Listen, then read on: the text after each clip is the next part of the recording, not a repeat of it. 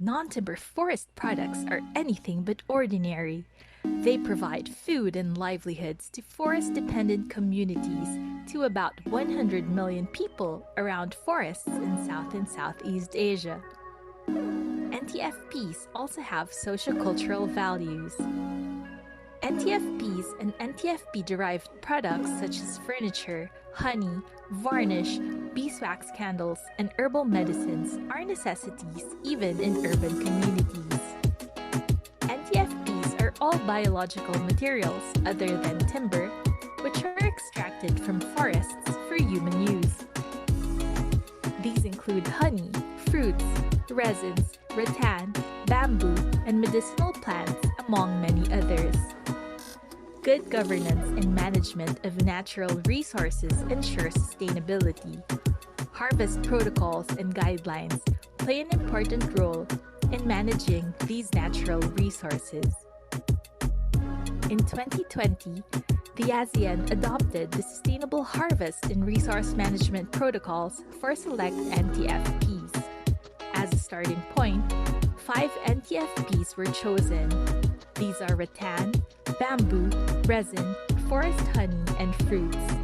Examples of sustainable resource management protocols for these NTFPs were presented and adopted in a guideline last October 2020.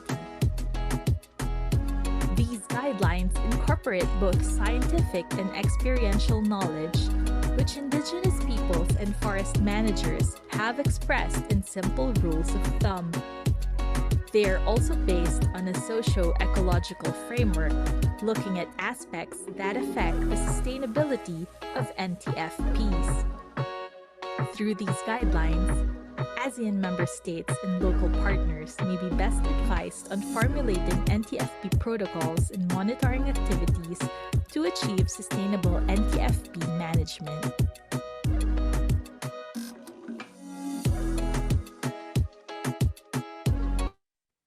Thank you very much for that video, and greeting everyone again. Good morning to all the 88 participants and hopefully counting people in the room joining us for day 2 of the CBNE forum. I hope that video was a good refresher for you on the importance of NTFPs and harvest protocols. To discuss further and provide updates, allow me to invite my colleagues from NTFP-EP to join me on stage. For our next speaker, I'm pleased to introduce to you Ms. Femi Pinto, the Executive Director of NTFP-EP Asia. Hello, Ms. Femi, and welcome. Can we also pin her and put her on the spotlight, please? So good morning, Ms. Femi. I hope that you can share more about the importance of NTFPs and tell us more about the development of the sustainable harvest protocols for the NTFP products that was mentioned in the video. Yeah, thanks, Diana. Together with Diana and the rest of the NTFP Exchange Program team and members, I wish everyone a pleasant and happy day. It's good to be here with you all this morning for the second day of our CBNE Forest Harvest Forum.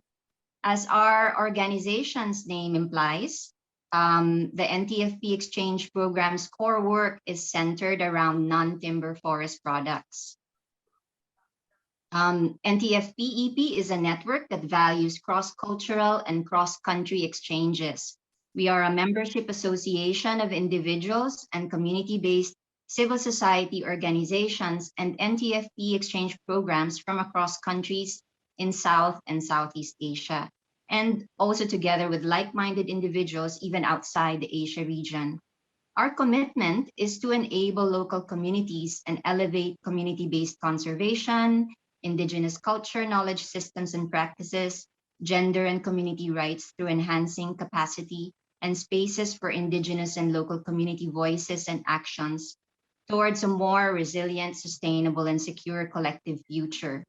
In many countries, NTFPs are considered minor or ordinary products compared to their counterpart, timber forest products. This is the reason why the network came up with the slogan, with the caption, anything but ordinary, to emphasize that NTFPs are valuable and they contribute significantly to the social, economic, and cultural aspects of forests and local communities. It is impossible to talk about NTFPs without acknowledging forest-dependent communities who utilize and care for these precious resources. Much of our work in the network is on supporting Indigenous peoples and local communities in sustaining their territories and working with multiple stakeholders towards a more conducive and enabling environment for people and nature. In the protocols document that you see on the screen, it mentions that research shows that many NTFPs can be harvested sustainably, especially if methods based on science, local knowledge, and policy are integrated into the protocols for management. The protocols were pulled together through a participatory um, consultative process, um, and incorporating both scientific and experiential knowledge of NTFP experts, including community experts. What are protocols? They are a set of rules that allow stakeholders in an NTFP management and production system to communicate with each other about harvesting practices, value addition processes, quality and volume of harvest, ecology, pricing, and policy. An effective protocol is specific to a site, species, or plant and product. At the moment, 5 NTFP-specific protocols have been developed and consolidated into a set of guidelines that serve as primary reference towards the sustainable harvest and management of these specific NTFPs in the region. The adoption or application of such shall provide a strong guarantee of good NTFP management practice, favorable for markets, and ultimately for the forest and community livelihoods itself. To continue with the slide that's already on the screen, as the video mentioned last October 2020, the ASEAN Ministers on Agriculture and Forestry, or AMAF, adopted the guidelines for selected NTFPs. These include forest honey from Apis dorsata, resins, fruits, rattan, and bamboo. And in 2019, NTFP was tasked by the ASEAN Senior Officials on Forestry, or ASOF, specifically the ASEAN Working Group on Forest Products Development, to lead a consultative process to develop guidelines on sustainable harvest and resource management protocols for important NTFPs. We welcome this partnership with the ASEAN in developing sustainable resource management protocols for these 5 NTFPs in the region. Later on, you will also hear updates from my colleague, Chrissy Guerrero, on how the work has progressed. Here are some more pictures from the expert consultations and sessions that have been held since 2019 on the subject. We gathered experts from both research, the academia, and communities to discuss together protocols and indicators that would help ensure sustainable harvests. Consultations were held in 2 parts. On fruits, resin, and honey, forest honey consultation in the first part, which was held in 2019 in Ho Chi Minh City, Vietnam. In 2020, before the start of the lockdowns caused by the pandemic, we were still able to meet in person last January 2020 in Bogor, Indonesia, with rattan and bamboo experts. After the consultations, the document was put together and presented to the ASEAN. In October, the AMAF, as mentioned, adopted it during their 42nd meeting. We have then started to raise awareness on this through forums such as this one. The first CBNE forum had a session last June on the ASEAN NTFP guidelines. The full document is available for download at the ASEAN website. Next slide. Alongside NTFP-EP, we have taken the initiative to produce separate booklet publications per product, launching them as the NTFP protocol series. And here in this slide, you will see the pictures of the publications that we are launching today. These are based on the document adopted by the AMAF, but with additional case story boxes for some NTFPs. You can download and read these files over at the ntfp.org website. And I would invite my colleagues to place on the chat the publication links. So I guess the link is there and you can download them at your own convenience. Thank you. And maybe the next slide. I guess I have one last slide, which is just a brief explanation of what's inside.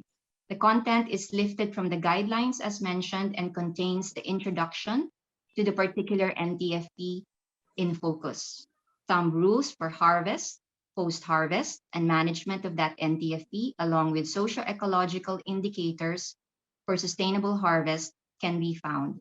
Case stories are also featured as mentioned to provide concrete on-the-ground examples from different countries.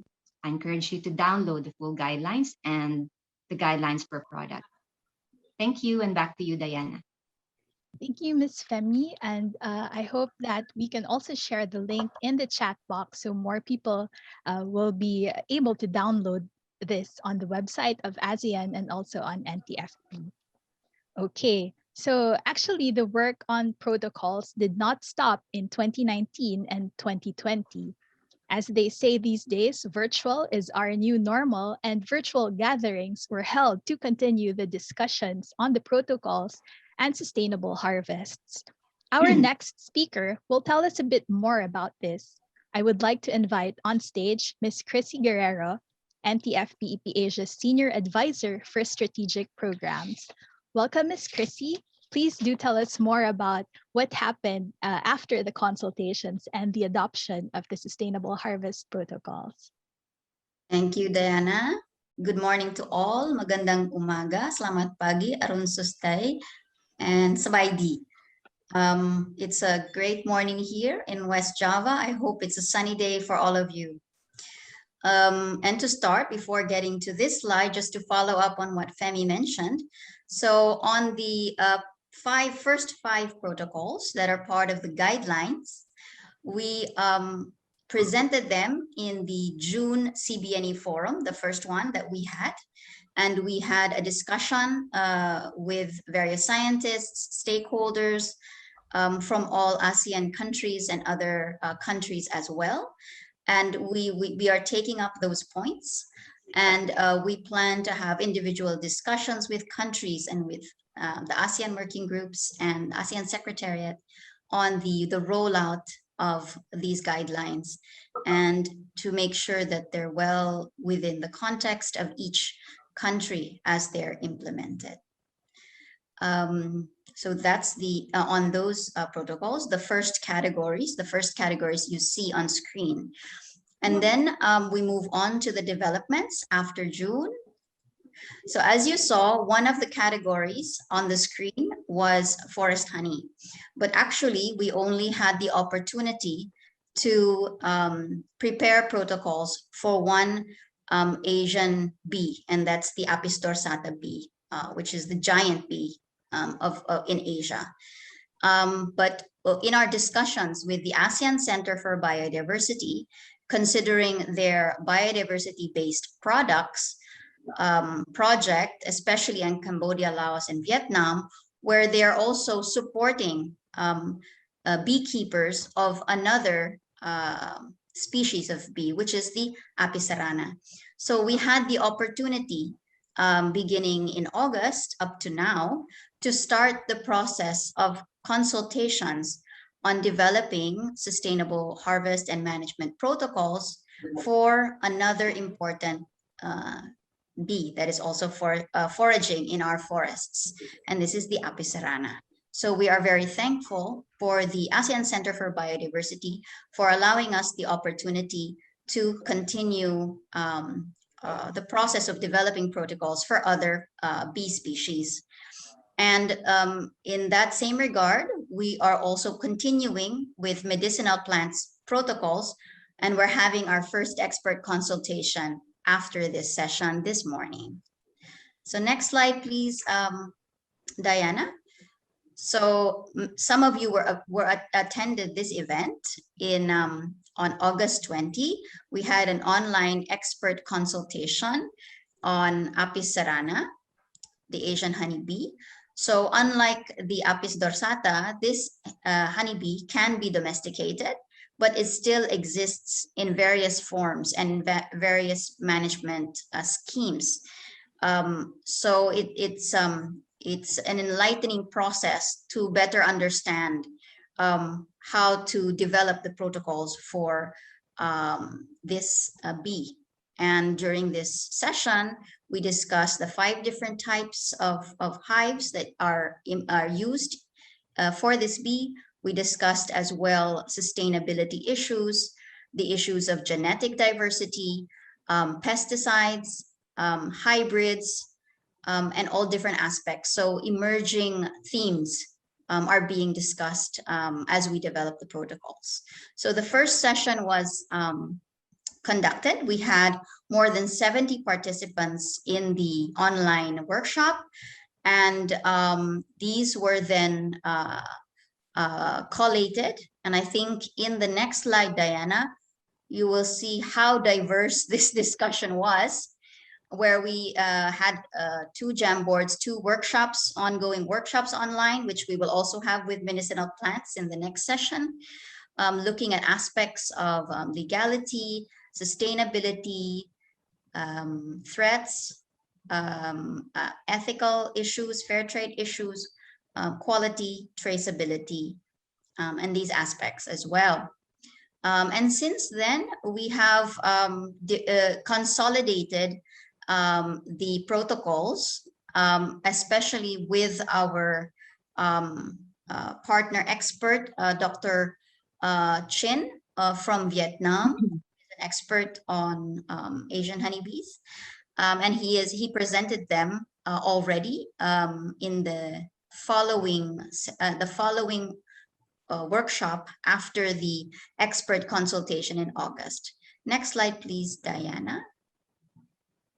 So many that attended the expert consultations were from the science community, were from the government sector and the civil society sector. So we wanted to make sure that the community producers and the forest gatherers, the beekeepers themselves were consulted on the developing protocols.